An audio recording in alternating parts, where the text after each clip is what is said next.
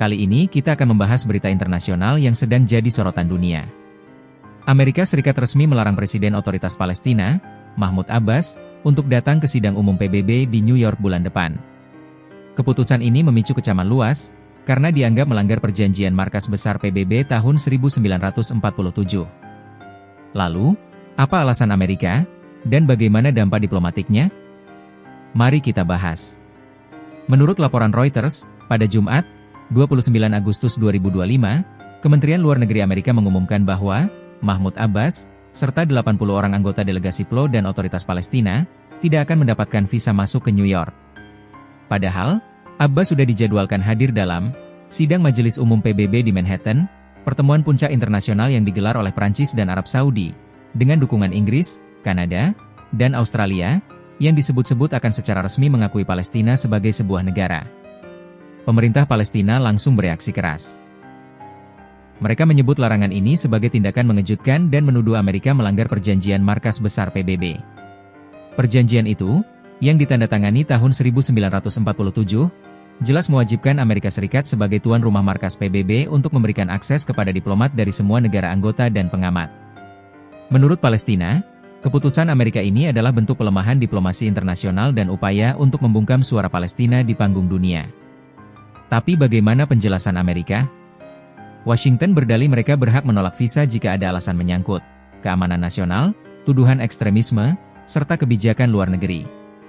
Kemenlu Amerika menegaskan bahwa PLO dan Otoritas Palestina dianggap gagal menolak ekstremisme, sambil mendorong pengakuan sepihak atas negara Palestina. Dalam pernyataannya, Amerika mengatakan, demi kepentingan keamanan nasional kami meminta pertanggungjawaban PLO dan PA atas ketidakpatuhan mereka terhadap komitmen, serta merusak prospek perdamaian. Langkah Amerika ini memicu perhatian serius dunia internasional. PBB melalui juru bicara Stéphane Dujarric menyatakan akan membahas masalah ini dengan Washington, sekaligus mengingatkan kembali komitmen perjanjian markas besar 1947. Bagi PBB, kasus ini bukan hanya tentang Mahmud Abbas, tetapi tentang hak semua delegasi untuk mengakses forum internasional. Jika Amerika bisa melarang pemimpin Palestina masuk, maka di masa depan negara lain pun bisa menghadapi perlakuan serupa. Ini bukan pertama kalinya hal semacam ini terjadi. Pada 1988, Amerika juga menolak memberikan visa kepada Yasser Arafat, pemimpin PLO saat itu. Akibatnya, sidang umum PBB harus dipindahkan ke Jenewa, Swiss, agar Arafat tetap bisa hadir. Artinya, langkah Amerika saat ini bisa dianggap sebagai pengulangan sejarah lama yang pernah membuat PBB mengalah dengan memindahkan sidang. Keputusan ini tentu berdampak luas. Bagi Palestina, larangan ini menjadi bukti nyata bahwa Amerika tidak bisa lagi dianggap sebagai mediator yang netral dalam konflik Israel-Palestina.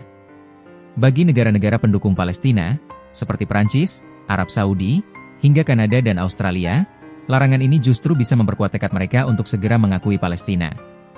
Bagi Amerika Serikat, langkah ini berpotensi memperburuk citra di dunia internasional, terutama di kalangan negara-negara Global South dan dunia Arab. Teman-teman, jelas bahwa larangan visa untuk Mahmud Abbas ini akan menjadi isu panas di sidang umum PBB mendatang. Apakah PBB akan kembali mengambil langkah drastis seperti memindahkan sidang ke luar New York, seperti yang pernah terjadi tahun 1988? Ataukah Abbas benar-benar tidak bisa menyuarakan aspirasi Palestina di forum internasional?